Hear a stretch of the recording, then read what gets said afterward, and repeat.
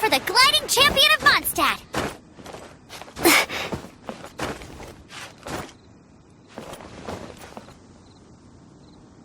Oh? I didn't think I would see you here. Are these two your friends? Yes. We had the fortune of meeting not too long ago. They are quite a knowledgeable and talented pair, and a pleasure to be around. Traveler, we were just discussing the history of Rex Lapis. Would you like to listen? This, good sir, seems not to appreciate the almighty power of the Lord of Geo. As a professional archaeologist, I'm inclined to correct some of his erroneous views. We are discussing the whereabouts of the first Mora. As everyone knows, the Lord of Geo taught the ancient people of Liyue the craft of smelting, creating goods that allowed them to develop trade with the early nations of that time. Today, Liyue holds the sole right to cast Mora in the entire continent of Teyvat. The world's very first Mora should have been cast by the hands of the Lord of Geo himself thousands of years ago. According to my research, as well as my own hypothesis, I believe that this coin of unique historical significance has been passed down secretly through the years as a kind of token. For example, perhaps the Qixing who control the Liyue use it in some kind of unknown ceremony they hold when they come to power. No. My research indicates that the first Mora coin is not such a simple thing. Mora is a catalyst. This we all know. Even today, Mora is used in the mystic arts for its curious properties of weapon enhancement. The world's first Mora would no doubt possess the strongest power. My next historical treatise will boldly expound on the newest findings from my intense decade-long research. That is, that the Lord of Geo used this original Mora as a catalyst to enhance a dagger and a sword. Well, buy the book when it comes out to read the full story. For now, I will only reveal this. The one who finds the dagger shall become supreme in Liyue, and the one who finds the sword may be crowned Liyue's sovereign. I can't say I agree. Let us not speak of the authenticity of the dagger and sword first. But Mora and money came about simply because they are a convenient measure of a contract's value. Rex Lapis just meant for Mora to serve as a catalyst for people to exchange and trade. The world's first Mora is probably just an ordinary coin created by Rex Lapis. As for its fate, the same as all Mora, I suspect. It was simply spent somewhere. I think that Mr. Hanshua's hypothesis seems reasonable. Mr. Zhongli's argument, on the other hand, lacks any evidence. How can you so easily dismiss the Lord of Geo's profound foresight? No, I am not debating right or wrong. I am simply stating a fact. Enough! Do you think you understand the Lord of Geo more than me? I know but little about history, and I wouldn't dare to brag. But discussion is meaningless if everyone has the same opinion, no? Well then, answer me this. Long ago, when Liyue Harbor was being constructed, the Lord of Geo taught the people how to build houses. The model home he used to teach them was completely cast from Mora, correct? That is correct, indeed. Okay, then tell me. Why would the Lord of Geo do something so extravagant if not because of the mystical power that Mora contains? There's a simple explanation, really. To the god of wealth and commerce, what material is easier to get than Mora? Oh. I mean, I am talking Rex Rex Lapis. Excuse me, sir. I have some questions about archaeology. Can we find somewhere quiet to chat? I mean, if it's okay with you. Oh, it's no problem at all. But may my friend accompany us? Perhaps they could be of some help. Of course. They can come if that's what pleases you, sir. Let's go.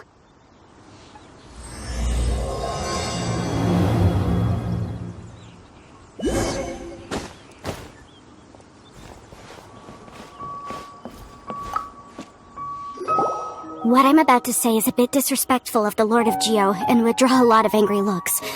So it's best to discuss this somewhere quiet. Your argument just now exhibited acuteness of speech and thought. Most importantly, you don't fall for the boasting and acting of the others. You remain objective. So I have a question for you. Perhaps you will answer differently from other scholars. Do you think that all the gods that the Geo Archon killed were evil? Let's not analyze it in terms of good versus evil. Rex Lapis placed great importance on the integrity of contracts. So any gods he killed certainly must have broken some kind of contract.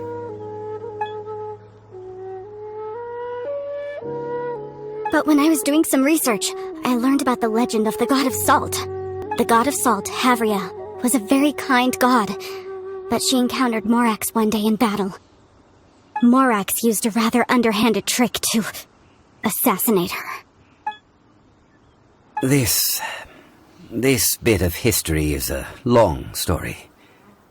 But you may not like the truth when you hear it. Don't worry, please tell me what you know. This event, I've already searched for answers for a long time. No, it's just... Where should I begin? Over here, Mr. Zhongli. I've been looking for you. So you're over here all this time.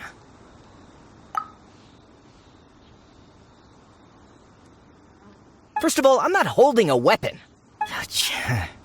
There's no need to overreact now. I'm simply an archaeological researcher from Snezhnaya. I'm not here for trouble. But this time, I registered with the Liyue Ministry of Civil Affairs. I could show you the official documentation if you want to see it. I will be conducting an archaeological survey here, the results of which will all be shared with the ministry. I heard that Wanyan Funeral Parlor had a consultant named Zhongli with immense knowledge of ancient history and archaeology. So I paid Wanyan Funeral Parlor a handsome amount to hire Zhongli as my own consultant while I'm in town. So you mean to say that this is work for the Wanyan Funeral Parlor, yes? Well, since it's work, I don't have a choice. A consultant of the Wanyan Funeral Parlor must respect their duty. Of course you would be such a reasonable man. Well then, let's head out now, shall we?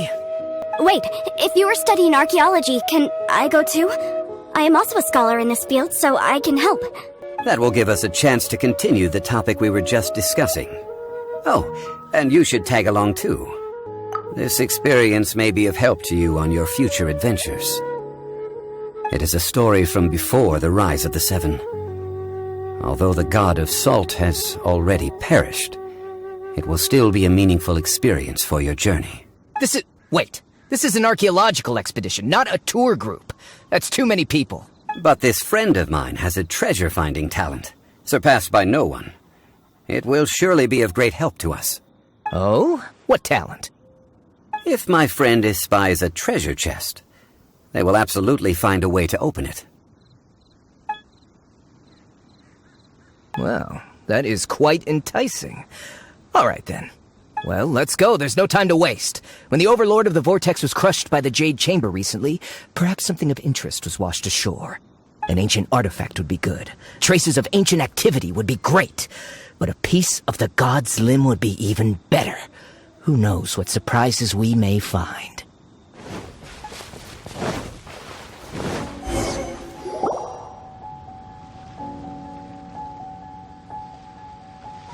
This place looks so ordinary. Can we really find anything valuable here? I don't mean the scenery, but rather that there should be something out of the ordinary. A big battle did just occur and all, and I don't even know where to begin looking here. Guyan Stone Forest is actually the perfect place to be, if you wish to learn about the gods or the history of the Archon War. Legend has it that Rex Lapis threw spears made of large rock into the sea here, piercing and crushing the overlord of the vortex.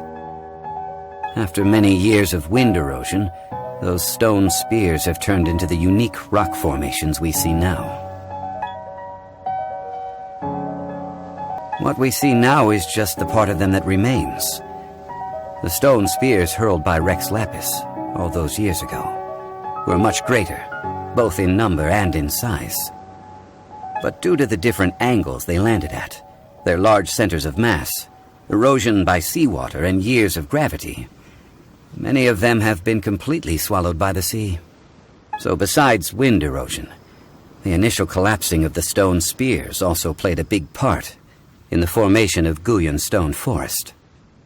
Well, a god able to fight one so powerful as Rex Lapis was certainly very strong in its own right. Indeed. This is where the value lies in research at Guyan Stone Forest. Most of the objects from that time were lost to the sea. But the gigantic waves created by the overlord of the vortex have given those sunken objects a chance to see the light of day again.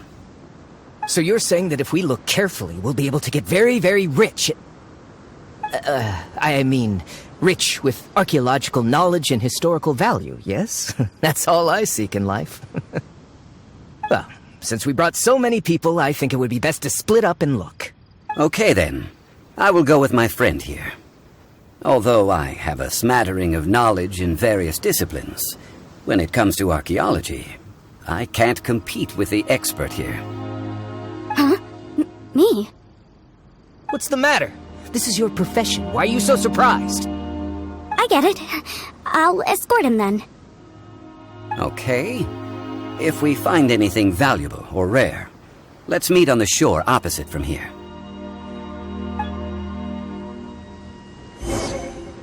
The ancient god probably left behind lots of elemental marks. Following them should make our search much easier.